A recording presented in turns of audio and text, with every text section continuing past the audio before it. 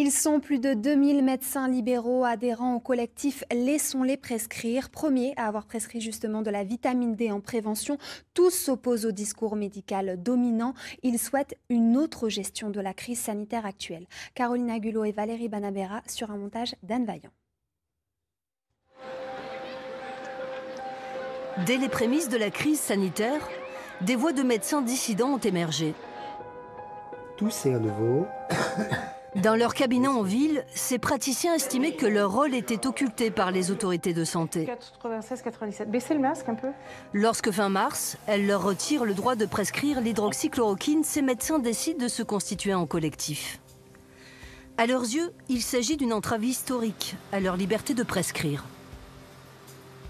Non pas parce que je suis un défenseur absolu de l'hydroxychloroquine, j'en ai pas prescrit beaucoup en fait. C'est la liberté de prescription qui m'embêtait. Et l'autre élément qui m'embêtait beaucoup à l'époque, c'était que on disait aux gens de ne pas aller voir le médecin.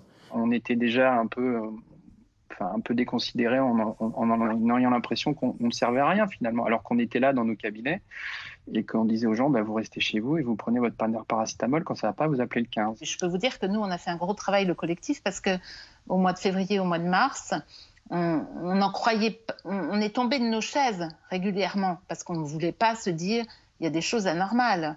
On s'est dit voilà, on est sur quelque chose de nouveau, il faut apprendre, etc.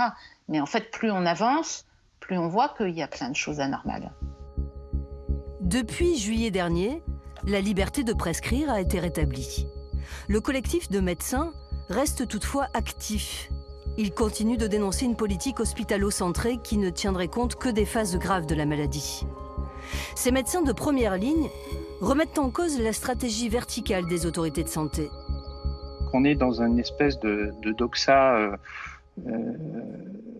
institutionnelle qui nous impose des façons de gérer la maladie, alors qu'il y a quand même un certain nombre d'études maintenant qui sont sorties et qui ont mis en évidence quand même un intérêt dans la phase précoce du traitement de la maladie, j'insiste bien.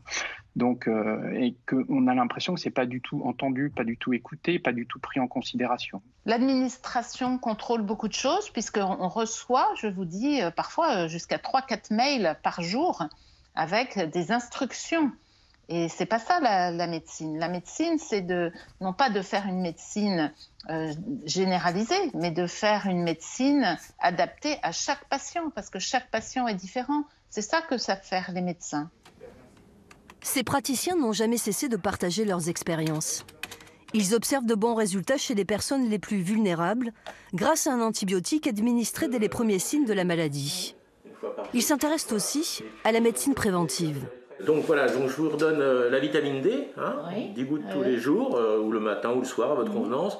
Je vous ai redonné une gélule de zinc. Une étude citée par l'Académie de médecine souligne le rôle de la vitamine D pour mieux se défendre face au virus. Beaucoup de gens pensent que le zinc, la vitamine D, si ça devait guérir le Covid, ça se saurait.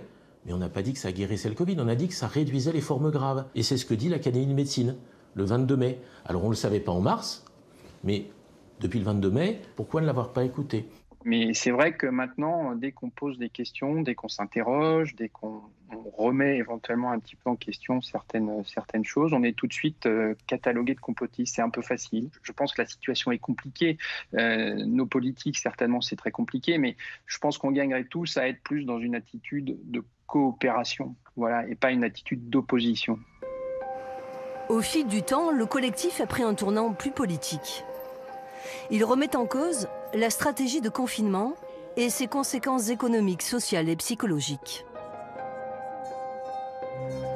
Sur Twitter, il exprime sa défiance contre le gouvernement, soutient le professeur Raoult, défenseur controversé de l'hydroxychloroquine, et l'infectiologue Christian Perron.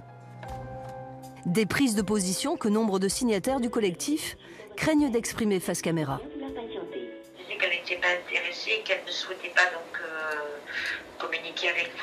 Quand on a 58 ans, 60 ans, 63 ans et qu'on est proche de la retraite, on a peut-être beaucoup moins peur d'une radiation que quelqu'un qui a 35 ou 40 ans. Les gens, aujourd'hui, ont peur de parler. Un point de vue qui n'est d'aucune manière partagé par le syndicat des médecins généralistes, MG France. Pour ce représentant, il est évident que tous les médecins critiques ont leur place dans le débat. Il n'y a pas de limitation de la parole en France, il n'y a pas de déni de la démocratie en France. Enfin, les gens qui pensent que la France n'est pas un État démocratique, on peut aller voir en Chine comment ça se passe. Je vais vous dire, hein. À un moment donné, quand même, il faut remettre les choses à leur place. Hein. Le syndicaliste n'a d'ailleurs pas peur de dénoncer un décret paru récemment qui porte atteinte à la profession. Le gouvernement donne tout pouvoir au directeur de caisse d'assurance maladie de sanctionner les médecins libéraux en cas de faute grave. Ce que nous dénonçons, c'est la capacité de la caisse à décréter tout d'un coup qu'un médecin ne peut plus exercer. Voilà, ça c'est pas normal.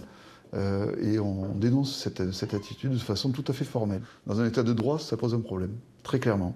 Quand vous avez la CPAM qui peut décider elle-même de déconventionner un médecin, ça c'est tout à fait anormal, en tout cas dans l'histoire de la médecine française. Et ce sont petit à petit des mesures qui conduisent de plus en plus à une médecine d'État et à la destruction de la médecine telle qu'elle existait. Plus de 2000 médecins libéraux sont adhérents au collectif. Leur vision s'oppose au discours dominant et trouve un écho approbateur chez une partie de la population.